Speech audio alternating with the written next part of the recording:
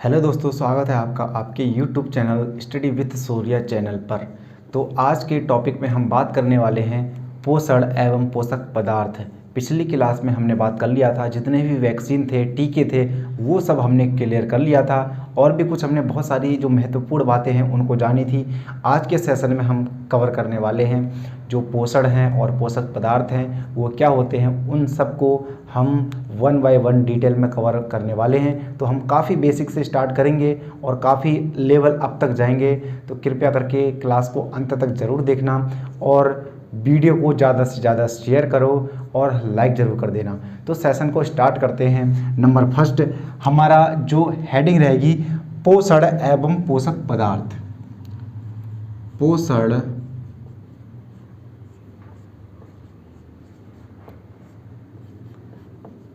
पोषण एवं पोषक पदार्थ, ठीक है, ये हमारी हेडिंग रहेगी।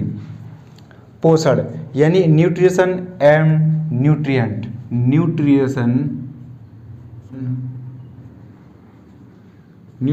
एंड न्यूट्रिएंट,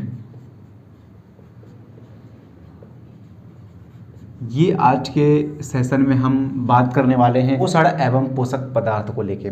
तो सबसे पहले बात आती है कि क्या होता है ये पोषण, क्या होता है पोषण। तो सबसे पहले हम बात करते हैं जो हमारी बॉडी में जितनी भी अच्छी बुरी क्रियाएं होती है उसे कहते हैं मेटाबॉलिज्म, उपापचय। कैसे लिखोगे, ऐसे लिखना, जितने भी हमारी शरीर में अच्छी बुरी क्रियाएं होती हैं उसको क्या कहते हैं, मेटाबॉलिज्म।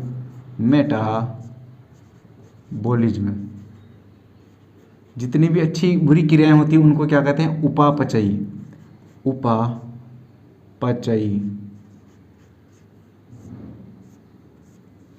ठीक है।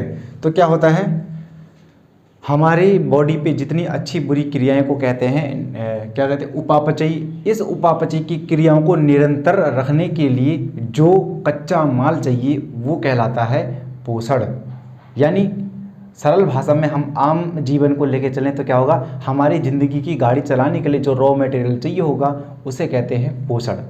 क्लियर। तो क्या होगा, उपापचयी क्रियाओं को ऐसे लिखना, उपापचयी क्रियाओं की निरंतरता के लिए, उपापचयी क्रियाओं की निरंतरता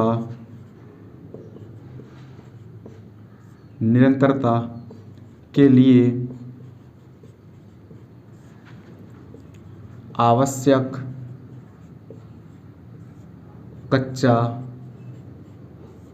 कच्चा माल, आवश्यक कच्चा माल कहलाता है पोषण, ठीक है। उपापचयी क्रियाओं की निरंतरता के लिए जो आवश्यक कच्चा माल, जो रॉ मटेरियल चाहिए होता है उसे कहते हैं पोषण। इसके अलावा हमारी शरीर की जो ऊर्जा हो गया, वृद्धि हो गई, मरम्मत, कुछ भी टूट फूट होती है हमारे शरीर के लिए, हमारे शरीर ग्रोथ भी होनी है, लंबाई भी बढ़नी है, मोटाई भी बढ़नी है, यानी टूट फूट भी होती है, उसे रिकवर करने के लिए, तो वो कहलाते हैं पोषक पदार्थ। दूसरा क्या पॉइंट लिखोगे, शरीर की ऊर्जा व वृद्धि, शरीर की ऊर्जा व वृद्धि की मरम्मत के लिए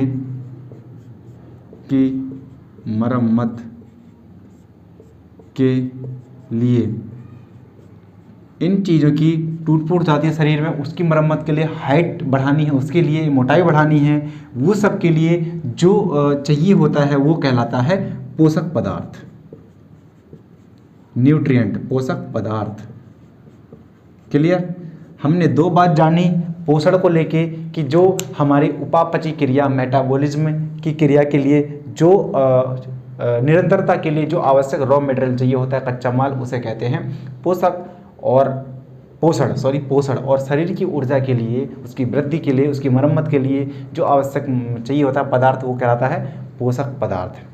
क्लियर दोस्तों, आगे बढ़ने वाले हैं। अगर हम बात करते हैं कि पोषक पदार्थ, जो पोषक पदार्थ होते हैं, पोषक पदार्थ न्यूट्रिएंट, पोषक पदार्थों को क्या कहते हैं, न्यूट्रिएंट।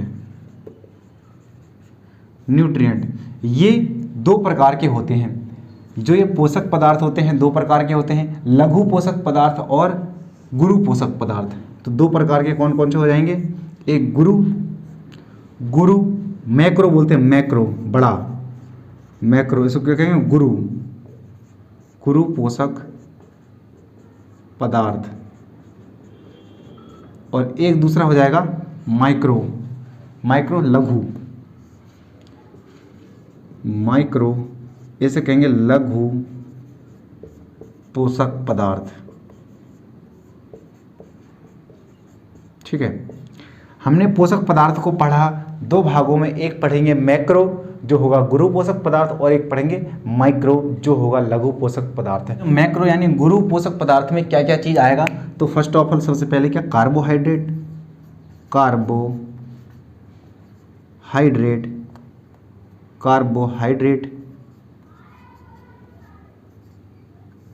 कार्बोहाइड्रेट आ जाएगा। और नेक्स्ट बात करें प्रोटीन, वसा और वाटर, पानी। ठीक है, इतनी चीज आएंगी किसमें, ये आएगा गुरु पोषक पदार्थ। जो पानी होता है दोस्तों, पानी ये हमारे शरीर को ऊर्जा नहीं देता, पानी हमारे शरीर को ऊर्जा नहीं देता, फिर भी हमारे लिए ये पोषक पदार्थ जरूरी है, यानी इससे हमें ऊर्जा नहीं मिलती, लेकिन जो मेटाबॉलिज्म क्रिया है उसके लिए बहुत आवश्यक होता है। कहते नहीं जल है तो कल है, जबकि ऊर्जा तो नहीं मिलती लेकिन इसके बिना मेटाबॉलिज्म क्रिया भी नहीं हो सकती। तो हम इतनी चीज़ों को पढ़ेंगे गुरु पोषक पदार्थ में। वहीं बात करेंगे माइक्रो लघु में, तो सबसे पहले हम पढ़ेंगे विटामिन पढ़ेंगे। इसमें विटामिन को 1 बाय 1 पूरा डिटेल जानेंगे अभी, और कुछ तत्व देखेंगे, तत्व जैसे कैल्शियम, मैग्नीशियम, आयरन, ये सब किस में आ जाएंगे, लघु पोषक पदार्थ में।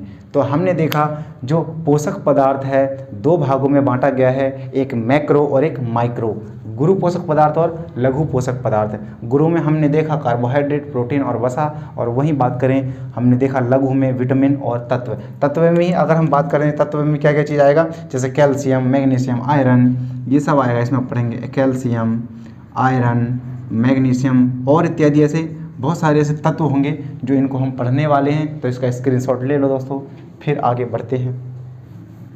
आगे हम बात करते हैं,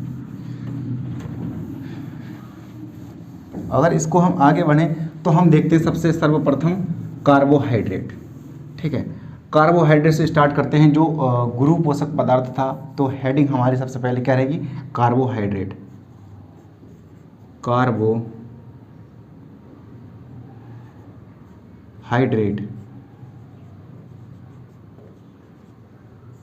कार्बोहाइड्रेट की बात करेंगे सर्वप्रथम हम। फर्स्ट ऑफ ऑल कार्बोहाइड्रेट की बात करते हैं तो ये क्या होता है। अगर कार्बोहाइड्रेट को देखें तो इसका अगर कौन कौन से तत्व होते हैं इसमें, तो कार्बन होता है, हाइड्रोजन होता है और ऑक्सीजन होता है। कार्बन, हाइड्रोजन और ऑक्सीजन। अगर इसकी हम कार्बोहाइड्रेट की फॉर्मूला की बात करते हैं तो इसका फॉर्मूला होता है CH2O का होल N। ठीक है, CH2 का होल N यानी कार्बन 1, हाइड्रोजन 2 और ऑक्सीजन 1। यानी इससे हमें सिद्ध होता है जो यानी CH, अगर हम बात करेंगे C/H/O, इनका रेशो कितना होता है, 1, 2 और 1। यानी इसमें क्या है, ये देखो H2, यानी H और O का रेशो 2/1 होता है। कार्बोहाइड्रेट में ज़रूरी होगा कि H2O ज़रूर होगा। अगर तीनों की बात करें तो क्या होगा, 1/2/1। तो ये हो जाएगा इसका कुछ बातें कि कौन कौन से इसमें कितने मात्रा में इनका रेशो है, कार्बोहाइड्रेट में क्या क्या चीज़ पाए जाते हैं। अगर हम बात करेंगे सबसे सरलतम खाद्य पदार्थ होता है तो वो होता है कार्बोहाइड्रेट, क्विक एनर्जी। सबसे सरलतम खाद्य पदार्थ, इसमें क्या लिखोगे, सबसे सरलतम खाद्य पदार्थ। सबसे सरलतम खाद्य पदार्थ क्या होता है, वो हो जाएगा कार्बोहाइड्रेट। ठीक है, और लिख लेना क्या, तुरंत ऊर्जा, तुरंत एनर्जी मिलती है दोस्तों। क्विक एनर्जी के लिए क्या खाया जाता है, सबसे सरलतम खाद्य पदार्थ कार्बोहाइड्रेट। कहोगे कि अगर हमें तुरंत एनर्जी चाहिए तो आपको क्या खाना पड़ेगा, तो आपका जवाब रहेगा कार्बोहाइड्रेट। दूसरी बात करते हैं तो जो भोजन का है ना, जो हम डेली भोजन यूज करते हैं, भोजन का जो 60% हिस्सा है, 60% हिस्सा वो क्या होना चाहिए, वो होना चाहिए कार्बोहाइड्रेट। कार्बोहाइड्रेट होना चाहिए। हमारे भोज्य पदार्थ का यानी भोजन का 60% हिस्सा कार्बोहाइड्रेट जरूरी होना चाहिए। अगला हम नेक्स्ट बात करते हैं, तो यह क्या होता है, फोटोसिंथेसिस यानी प्रकाश संश्लेषण द्वारा प्राप्त होता है। यह है प्रकाश संश्लेषण, फोटोसिंथेटिक बोलते हैं दोस्तों, संश्लेषण द्वारा प्राप्त होता है। फोटोसिंथेटिक द्वारा क्या होता है, प्रकाश संश्लेषण द्वारा प्राप्त होता है। ठीक है, इतनी हमने बात करी इसमें, यानी कार्बोहाइड्रेट की बात करी तो इसमें कार्बन होता है, ऑक्सीजन होता है और क्या होता है, हाइड्रोजन होता है। अगर हमने बात करा सबसे सरलतम जो खाद्य पदार्थ क्या है, कार्बोहाइड्रेट है। भोजन का लगभग 60% हिस्सा हमारा कार्बोहाइड्रेट होना चाहिए और ये प्रकाश संश्लेषण क्रिया द्वारा प्राप्त होता है, फोटोसिंथेटिक द्वारा प्राप्त होता है। हमें इतना नोट किए और आगे बढ़ते हैं। अगर हम बात करेंगे कार्बोहाइड्रेट को लेके, कार्बोहाइड्रेट तो कार्बोहाइड्रेट में भी 3 डिवीजन होते हैं इसके, 3। ठीक है, एक होता है मोनोसैकेराइड,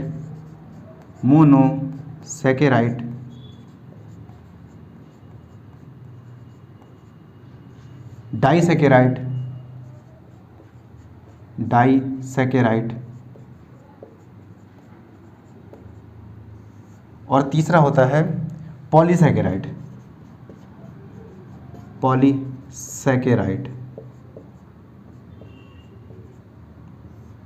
क्लियर।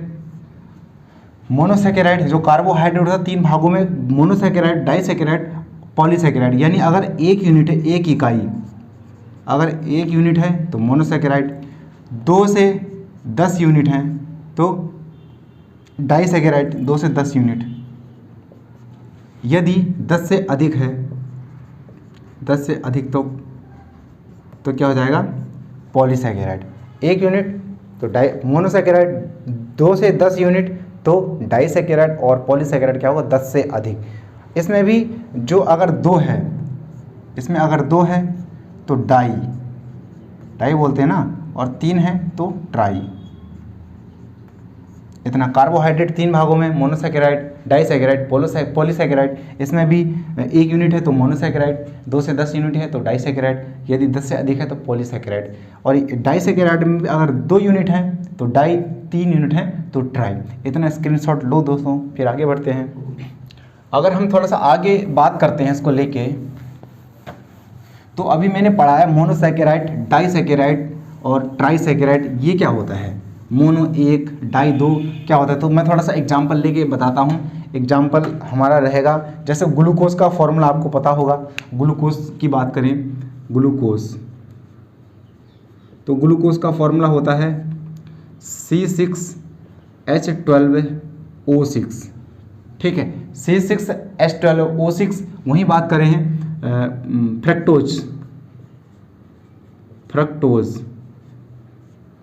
फ्रक्टोज आएगा C6H12O6।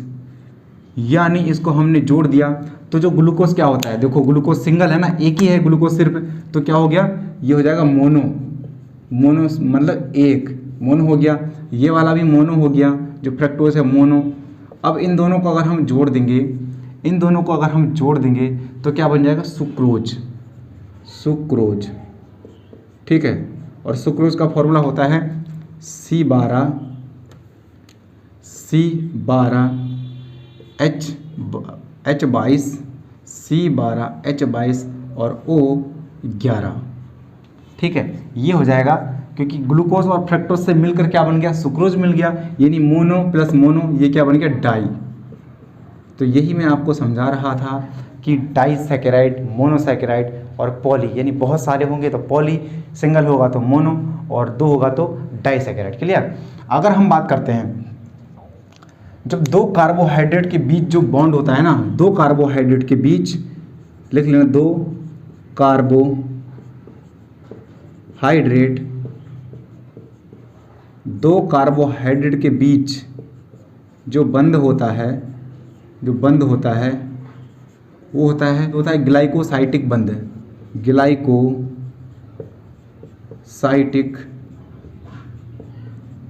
ग्लाइकोसाइटिक बॉन्ड होता है दो कार्बोहाइड्रेट के बीच, ठीक है। और इसके बाद क्या होता है, एक H2 यानी एक जल का अणु बाहर हो जाता है, एक जल का मॉलिक्यूल बाहर हो जाता है जब दो कार्बोहाइड्रेट के बीच जो बॉन्ड होता है ग्लाइकोसाइटिक बंध, और इस दौरान क्या निकलता है, H2O यानी जल।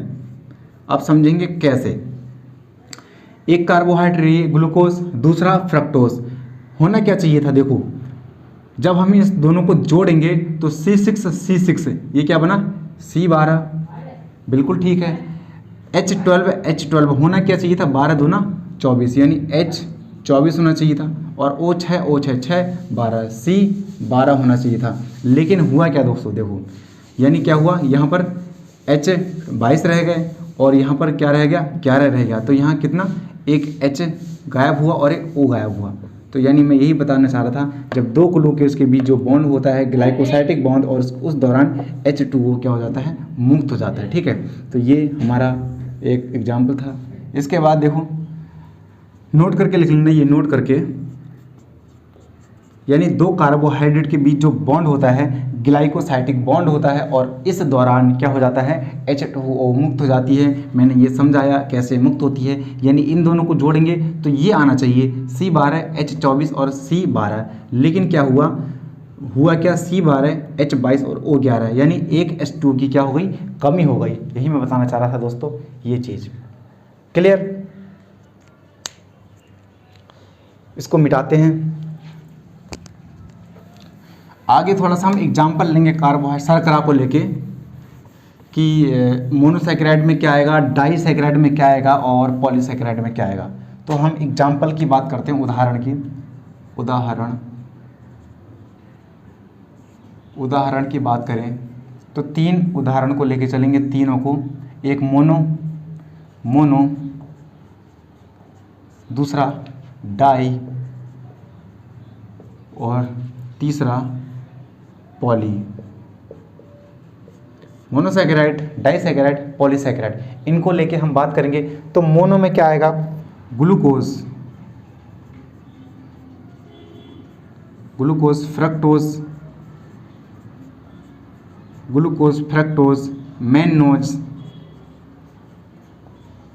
मैनोज और गैलेक्टोज, ठीक है, ये आएगा। इनमें क्या होता है, इनमें कार्बन की संख्या 6 होती है, 6 कार्बन होता है। यानी इसका फॉर्मूला अगर हम बात करेंगे तो C6H12O6, 6 कार्बन होते हैं। अगला बात करेंगे, अगला देखेंगे हम राइबोज और जाइलोज,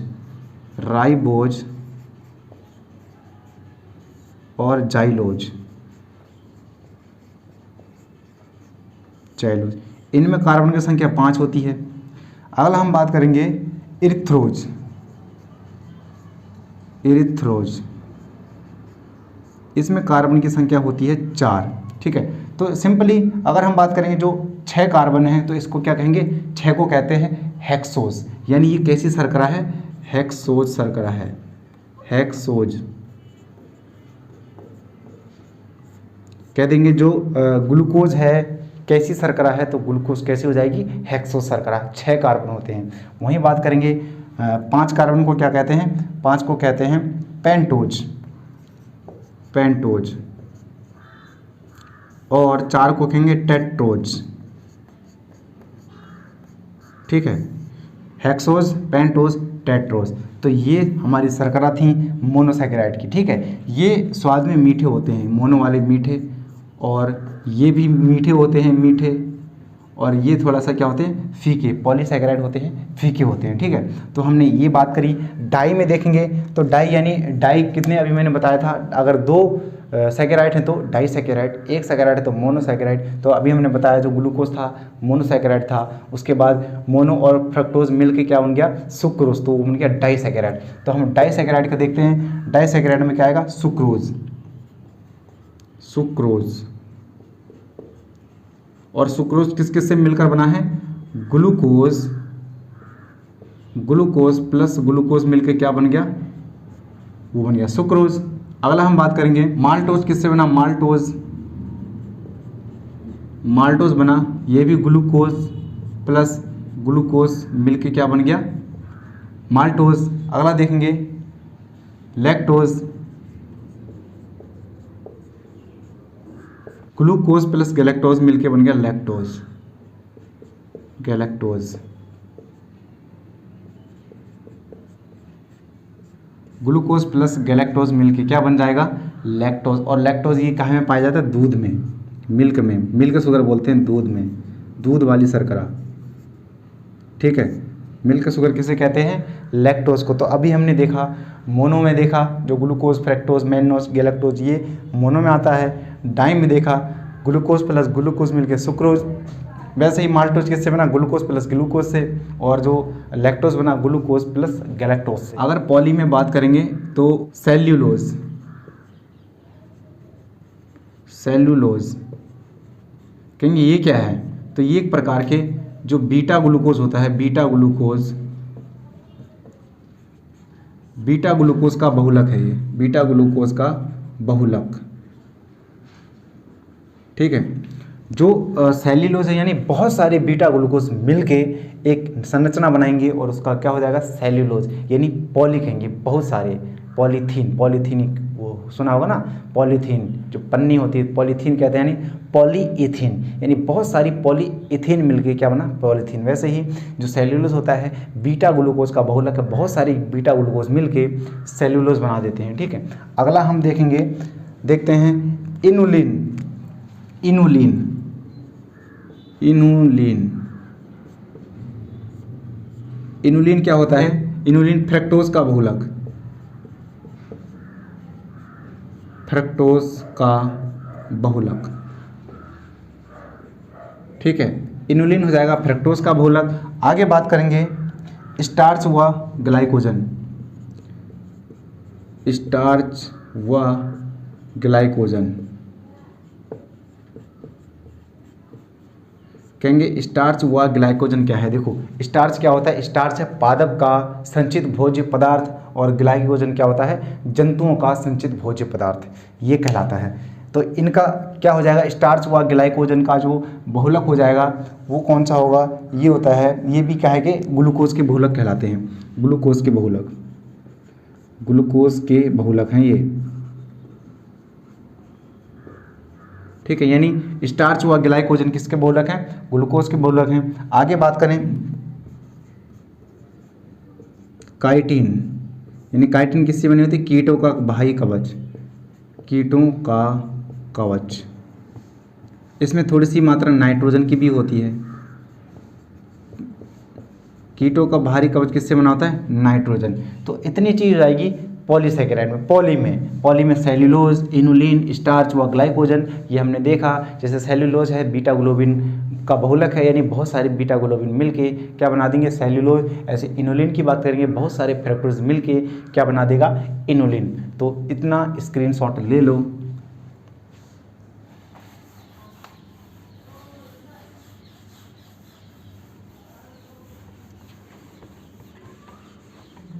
आगे बात करेंगे, अब आगे देख लेते हैं किस चीज़ में क्या क्या चीज़ पाया जाएगा। माल्टोज किस में होगा, ग्लूकोज किसको कहेंगे, कौन सी शर्करा कैसी होती है, वो सब हम बात करते हैं। तो सबसे पहले फर्स्ट में बात करते हैं माल्टोज। माल्टोज किस में पाया जाएगा, माल्टोज, तो माल्ट शुगर, माल्ट शुगर, ठीक है। ये पाया जाएगा जो अंकुरित बीज होते हैं, ठीक है। अंकुरित बीज या अनाज में पाया जाता है माल्टोज, अंकुरित बीज, अंकुरित बीज या अनाज, इसमें कौन सी शर्करा पाई जाती है, तो माल्टोज शर्करा पाई जाती है।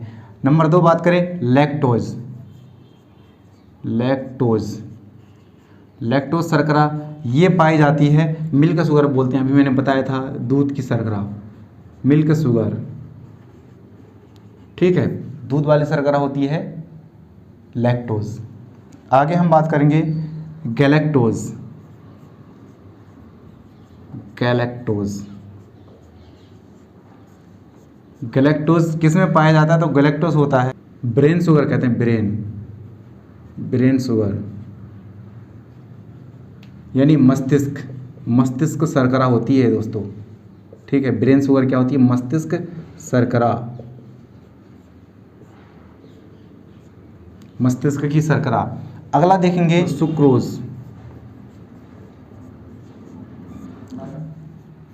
चीनी, व्यापारिक शर्करा,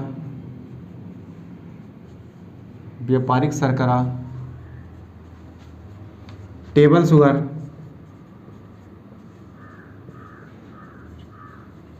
शुगर, और कहते हैं गन्ने की शर्करा, केन शुगर कहते हैं, गन्ने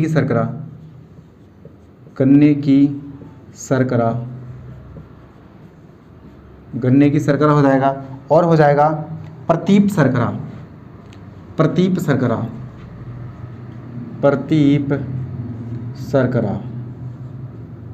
ठीक है, तो इतना हो जाएगा कि इसका सुक्रोज का नाम हो जाएगा। चीनी बोलते हैं, व्यापारिक शर्करा होता है ये, यानी जो हमने चीनी होती है जो मिठाइयों में डालते हैं, चाय में डालते हैं, तो वो कौन सी शर्करा होती है? सुक्रोज, व्यापारिक शर्करा भी वो कहते हैं क्योंकि बेचते हैं इसको। ठीक है, अगला हम बात करते हैं ग्लूकोज को लेके।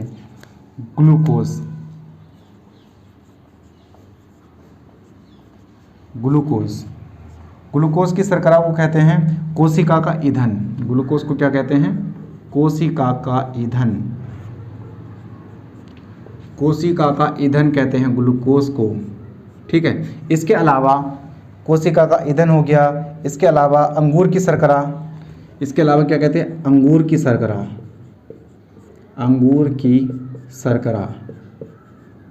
रक्त शर्करा भी कहते हैं। क्या? रक्त शर्करा, ब्लड शुगर, रक्त शर्करा। तो इतनी हो जाएगा क्या ग्लूकोज को लेके। ग्लूकोज को कहते हैं सबसे सिंपलेस्ट शुगर, सरलतम जो शुगर होती है वो कौन सा होता है? ग्लूकोज। जो सिंपलेस्ट शुगर होती है क्या होती है? ग्लूकोज को भी कहते हैं सिंपलेस्ट शुगर।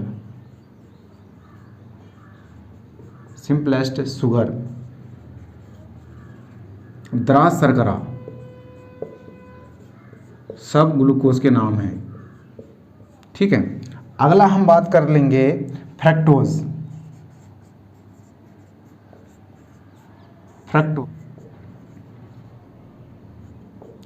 फ्रूट शुगर हो गया, हनी हो गया, हनी शहद होता है जो हनी, और क्या कहते हैं? सबसे मीठी प्राकृतिक शर्करा की बात करेंगे, सबसे मीठी प्राकृतिक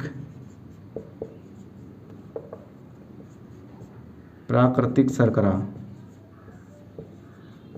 सबसे मीठी प्राकृतिक शर्करा कौन सी हो जाएगी? तो हो जाएगी फ्रक्टोज। जो शहद में शर्करा होती है फ्रक्टोज कह देंगे। शहद में कौन सी शर्करा पाई जाती है? तो क्या पाया जाता है? फ्रक्टोज पाया जाता है। फ्रूट शुगर भी किसको कहते हैं? फ्रक्टोज को कहते हैं। अगला हम बात करते हैं, अगर हम सबसे पहले बात करें, इसका स्क्रीनशॉट ले लो। अगर इन सबको हम साइड रख के एक बात कहते हैं, यानी हमारी अग्नाशय में एक पेनिक्रियाज ग्रंथि होती है, उससे क्या निकलता है? इंसुलिन। ठीक है दोस्तों, यानी हमारे अग्नाशय में क्या होता है? पेनिक्रियाज ग्रंथि में एक इंसुलिन नामक हार्मोन रिलीज होता है। वो क्या करता है? वो ग्लूकोज को क्या करता है? यानी जो इंसुलिन होता है वो ग्लूकोज की मात्रा को क्या करता है? डाउन करता है, लेवल में आता है, अवशोषण करता है। तो उससे क्या होता है? हमारे ग्लूकोज की मात्रा हमारे शरीर में ज़्यादा होती नहीं है, लेकिन वही इंसुलिन मतलब डेवलप होना या बनना कम कर दे तो क्या हो जाएगा? हमारे ब्लड में, हमारे शरीर में ग्लूकोज की मात्रा बहुत ज़्यादा हो जाएगी। और जब इंसुलिन कम है तो ग्लूकोज ज़्यादा हो जाएगा, और जब ग्लूकोज ज़्यादा हो गया तो क्या हो जाएगा? हमें शुगर की शिकायत हो जाएगी, शुगर ज़्यादा बढ़ जाएगा, शुगर। क्लियर? तभी कहते हैं शुगर में क्या नहीं खिलाया जाता है? ये वाली शर्करा नहीं खिलाई जाती है। तो उनके लिए आया जाता है कृत्रिम शर्करा आती है, जो कृत्रिम द्वारा लैब में बनाया जाता है, लेबोरेटरी में बनाया जाता है, तो उनको हम पढ़ लेते हैं। तो इतनी तो हुई थी, ये तो प्राकृतिक शर्करा है, लेकिन क्या होता है? कृत्रिम मधुरक। इतनी सी बात करने के बाद हम क्या पढ़ेंगे? कृत्रिम मधुरक, शुगर फ्री जो चीनी होती हैं, यानी कृत्रिम शर्करा, कृत्रिम शर्करा, कृत्रिम मधुरक इसको कहते हैं। ये क्या होगा, जो कृत्रिम शर्करा होती है, जैसे मैंने बताया मेटाबॉलिज्म क्रिया के लिए कार्बोहाइड्रेट जरूरी है, उपापचयी क्रियाओं के लिए, लेकिन जो ये शर्करा होती है कृत्रिम शर्करा, ये मेटाबॉलिज्म क्रिया नहीं करा पाती, इसका कोई रोल नहीं होता है, 0 कैलोरी मिलती है इस कृत्रिम शर्करा से। तो जो क्या होती है, जो कृत्रिम मधुरक होती है, कृत्रिम शर्करा, ये क्या होता है, शरीर में उपापचय नहीं होगा, शरीर में उपापचय नहीं होगा, उपापचय क्रिया नहीं होगी, और इससे क्या मिलेगा, कोई कैलोरी मिलेगी तो 0 कैलोरी, कोई ऊर्जा नहीं, 0 कैलोरी। ठीक है, ये खिलाया जाता है, स्पेशली जो शुगर वाले पेशेंट होते हैं उनको ये शर्करा दी जाती है। और अगर हम बात करें, सबसे पहले देख लेते हैं उन शर्करा का नाम क्या क्या। सबसे पहले स्पार्टेन शर्करा पढ़ेंगे, स्पार्टेन शर्करा क्या होती है, स्पार्टेन शर्करा होती है जो सुक्रोज होती है, चीनी होती है, यह है सुक्रोज से, जो स्पार्टेन है सुक्रोज से 100 गुना मीठी है, 100 गुना मीठी। ठीक है, 100 गुना मीठी, लेकिन इसमें उपापचय क्रिया कराने की हिम्मत नहीं होती है, 0 कैलोरी प्रदान करती है, इसलिए जो ब्लड क्या कहते हैं शुगर वाले पेशेंट होते हैं उनको कोई क्षति नहीं पहुंचाती है, तभी कृत्रिम शर्करा बनाए जाते हैं शुगर फ्री उनको। तो स्पार्टेन होता है, यह सुक्रोज से 100 गुना मीठी होती है। अगला हम बात करेंगे, दूसरा देखेंगे सैकेरिन, और यह सुक्रोज से, ये चीनी से कितनी होती है, 550 गुना मीठी, 550 गुना मीठी। ठीक है, ये कृत्रिम शर्करा हैं, ये सारी कृत्रिम शर्करा हैं। अगला देखेंगे तो होता है सुक्रालोज, सुक्रालोज होती है 600 गुना मीठी। और अगला देखते हैं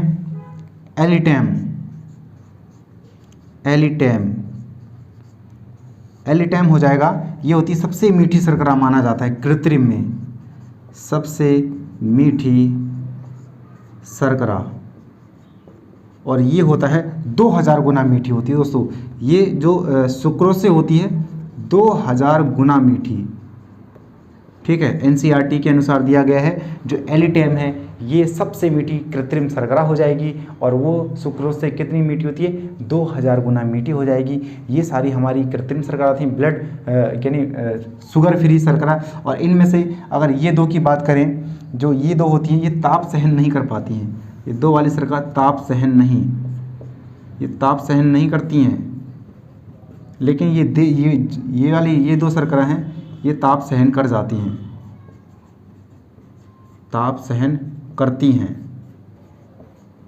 ठीक है, ये वाली अधिकतर यूज़ होती है दोस्तों। जो एलिटैम शर्करा है सबसे मीठी शर्करा होती है, जिसको मीठा खाना है और उसको शुगर की शिकायत है, तो वो कौन सी शर्करा होती है, एलिटैम शर्करा। आजकल मार्केट में बहुत सारे शुगर फ्री प्रोडक्ट आते हैं, तो वो सब आते हैं कृत्रिम शर्करा, कृत्रिम मधुरक के अंदर।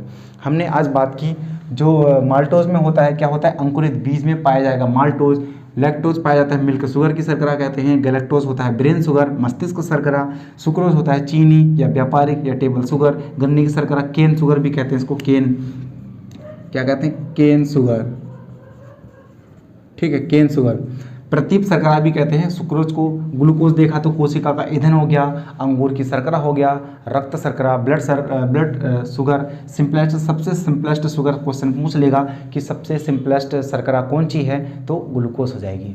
बात करेंगे फ्रक्टोज की, तो ये फ्रूट शुगर होता है जो शहद में पाया जाता है। क्या होता है, फ्रक्टोज। क्वेश्चन बन जाते हैं, शहद में क्या पाया जाता है, तो फ्रक्टोज। सबसे मीठी प्राकृतिक शर्करा हो जाएगी तो फ्रक्टोज। सबसे मीठी कृत्रिम शर्करा तो एलिटैम।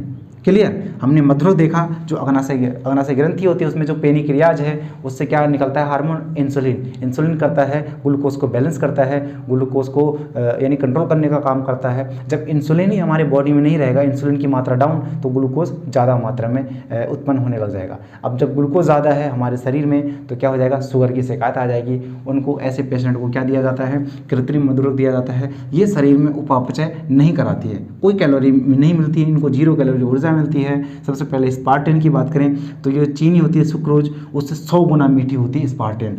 अगला देखेंगे सैकेरिन, तो ये 550 गुना मीठी होती है। ये सुक्रालोज होती है 600 गुना मीठी।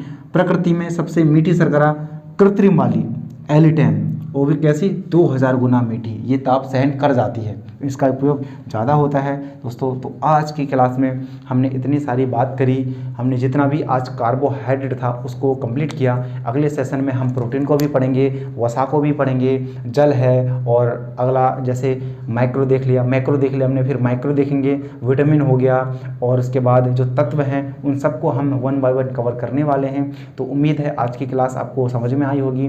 अगर समझ में आया तो वीडियो को लाइक ज़रूर कर दें और अपने दोस्तों तक ज़्यादा से ज़्यादा शेयर कर दें। तो आज के लिए इतना ही, आज का सेशन ख़त्म करते हैं। धन्यवाद। जय हिंद, जय भारत।